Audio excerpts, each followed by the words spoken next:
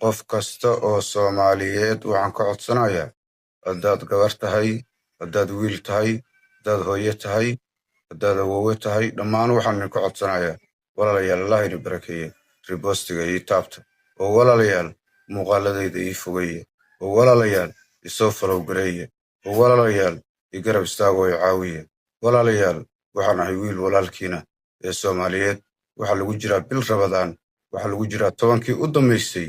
walaalayaal waxaan idinka codsanayaa muddo badan baan xanuunsanahay walaalayaal garab ha la i siiyo walaalayaal walaaltinimo ha la ii muujiyo walaalayaal bini'aadantinimo ha la ii muujiyo walaalayaal islaamnimo ha la ii muujiyo walaalayaal xaaladdeeda wax laga qabto walaalayaal muddo badan baan cabanayay walaalayaal muddo badan baan rafaadsanahay walaalayaal muddo badan baan silicsanahay walaalayaal halbowlayaal baa ii go'an walaalayaal Allah inii barakeeyo walaalayaal i garab istaaga walaalayaal i garab istaaga walaalayaal wax la ii qabto walaalayaal caafimaadkayga ha la ii